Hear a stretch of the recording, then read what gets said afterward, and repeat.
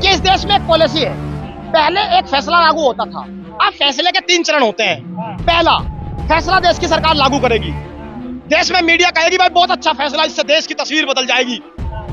भारत की सरकार ने लोगों पर एक विकास का अलग रूप सामने रख दिया, उसके बाद वो फैसला, उसका विरोध होगा। देखिए, लोग चाहते हैं कि देश की तरक्की ना हो, ये लोग देश की तरक्की में बाधा बने हुए हैं। प्रधानमंत्री विकास चाहते हैं और ये विकासवादी फैसला है। उसके बाद प्रधानमंत्री फैसले को वापस ले लेंगे, मेरी तपस्या में कोई कमी रह गई, फिर मीडिया चिल्लाएगी देखिए देश की तरक्की में प्रधानमंत्री ने एक फैसला वापस ले लिया। अरे जो ये फैसला विकास के लिए लिया गया था, उसके वापस लेने से कैसे विकास होगा? कौन सा गणित मीडिया देश को समझा रहा था? चाटुकारिता सबको समझ में आती है। इस देश में ठीक जब नोटबंदी हुई नवंबर को, 8 नवंबर को, उसके 3 महीने बाद कर्नाटक में रैली करते हुए देश के प्रधानमंत्री ने कहा था कि भाइयों मुझे 50 दिन का समय दीजिए, अगर ये फैसला गलत साबित हो गया तो किसी भी चौराहे पर खड़ा कर करके जो देश जो सजा चाहेगा मैं उसे लेने को तैयार हूं।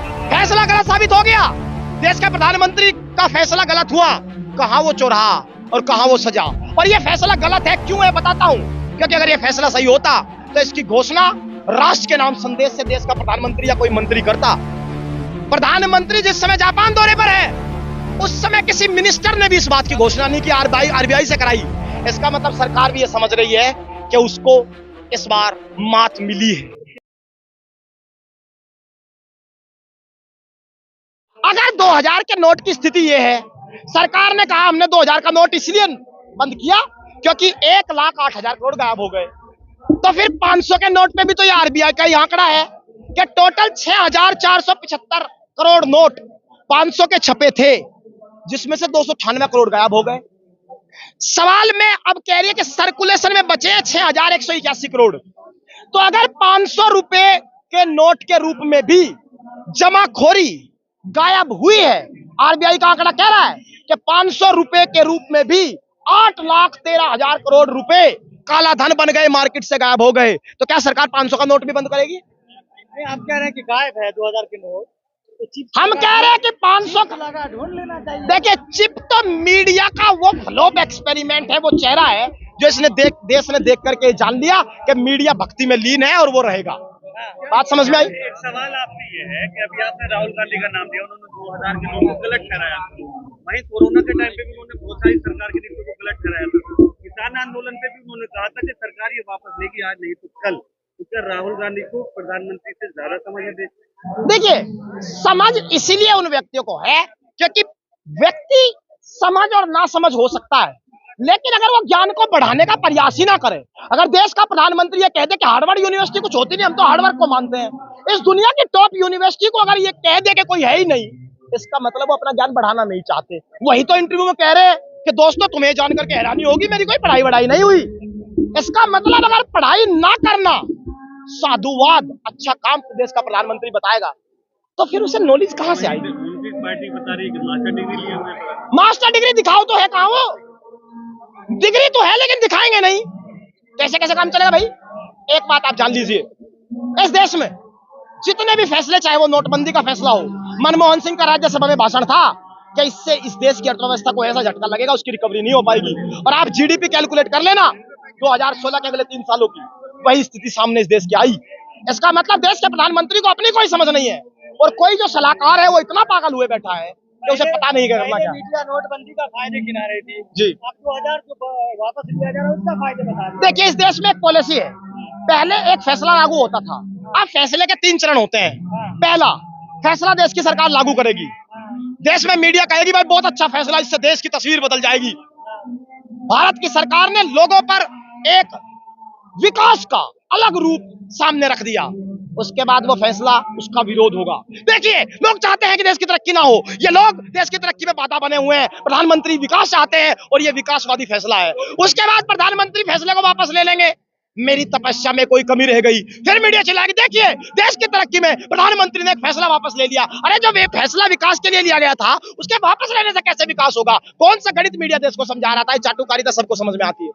वो अभी भी तो कह रहे हैं जनता खुश है इससे, किससे? पूरा वही रहे हैं जो दबा के बैठे हैं। अब एक बात आप मुझे बताइए, 2016 के बाद इस देश में ठीक जब नोटबंदी हुई नवंबर को, 8 नवंबर को, उसके 3 महीने बाद कर्नाटक में रैली करते हुए देश के प्रधानमंत्री ने कहा था कि भाइयों मुझे 50 दिन का समय दीजिए, अगर ये फैसला गलत साबित हो गया तो किसी भी चौराहे पर खड़ा कर करके जो देश जो सजा चाहेगा मैं उसे लेने को तैयार हूं।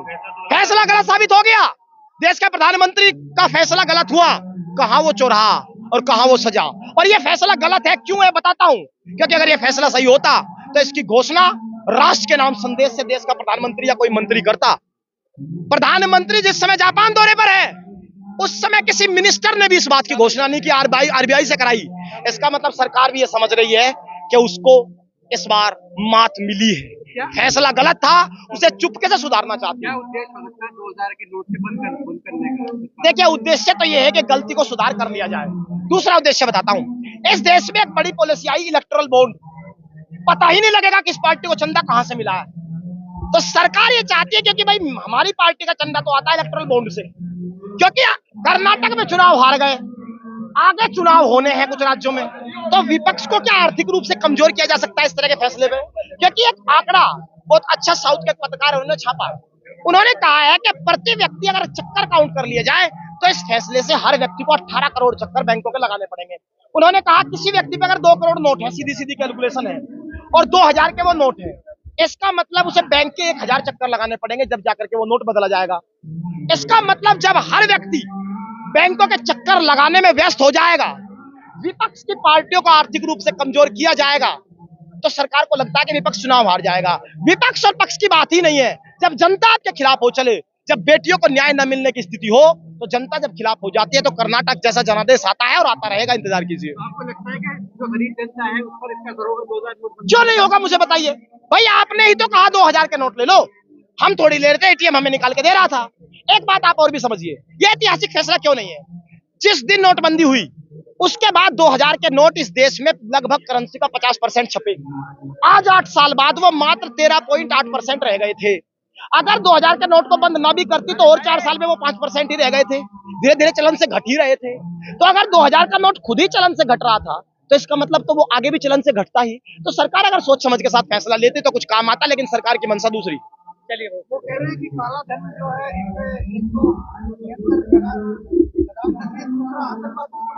हम कह रहे हैं कि काला धन पे लगाम तो वहां लगाओ ना, 2016 के बाद स्विस बैंक में काला धन दुगना हो गया, उस पे लगाम कौन लगाएगा।